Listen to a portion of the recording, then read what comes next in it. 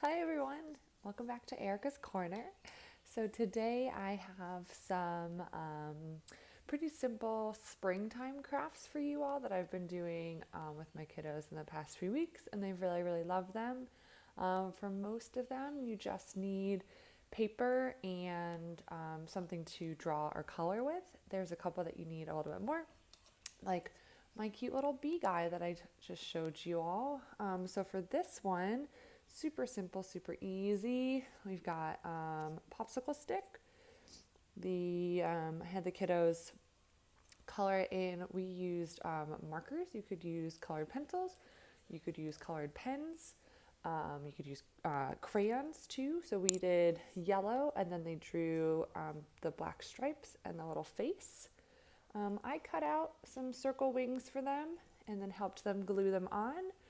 If you're doing this with slightly older kids or have a little bit more time, you could also have the kiddos cut out their own wings. And I think I probably could have had the kids do that one. We finished this one super fast. And they even told me, wow, that craft was really fast. So another one that I love, and oh, I'm sorry, I didn't say it before, but I will, as always, post any materials and the steps that you need in the description below. So another one that I did here is we read a book about the gardens, and then we talked about what we would want in our dream garden, and so drew it up. And so you can see here, we have some slightly more realistic things, cool little shed to hang out with, chicken, which those are supposed to be eggs. I know they don't look like eggs, that's fine. A little barbecue here, birdhouse, pond, but then we also have like pizza growing on a vine, a candy tree. This is a coffee and tea fountain. So things like that. And then so with this as well, like I said, I had the kiddos, we drew out what we would want in our dream garden. A lot of them added pumpkin patches. Some of the kiddos added a trampoline or a pool. And then with this project as well, we also talked about what their own garden or backyard space looks like at their homes right now. Let's see here. Okay, I've got a couple more. So this one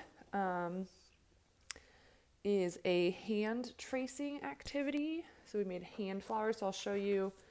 This is what it looked like when I actually traced my hand and turned it into a flower. And then what I had the kiddos do, since they had smaller hands, these ones I just drew. I did not actually trace these. They were able to fit 2 or 3 depending on the size of their hands. And then we turned them into flowers and added the background of the scene here as well. Okay, and then for that one too, you might have to help, some of the kiddos with tracing and things like that. But that one was a lot of fun, and they really enjoyed making their crazy looking flowers. All right, I've just got 2 more for you. So going along with the bugs, like we had the bees earlier, we did this little ladybug. So all I did was I drew a large oval like this, and then I prompted the kids to color it in red, add legs, add a head. We drew the wings, and then these little black circles are actually black construction paper that I cut out. So another way that you could do this craft if black construction paper is not available to you is just use regular paper and then have the kids color it in black, and then either you or they can help cut it out, and you can use glue or tape to attach those on there. I also had Googled some different facts about ladybugs. Most of them did them red, but I did also leave orange and yellow on the table since I learned that there are all sorts of different color ladybugs. All right, so the last one I have for you today, I work at a school. It's a non-religious school, non-denominational school, so we called these spring eggs. I understand that there is a big spring Christian holiday coming up this weekend. But like I said, I work in a school, and so I was trying to not strictly associate this craft with Easter. But, so I had Googled these beautiful, this is a Russian and Ukrainian tradition to really, ornately, intricately decorate these eggs. Yep, you can see, this one, an example here where somebody's using pastels and construction paper to design theirs. So what we did for this craft was we talked about pattern making. So I drew eggs, here we go, and divided it and numbered it 1, 2, 3, and 4. And then I demonstrated, I think I have it here, how we can create repeating patterns. So I had the triangle and then I did the design around.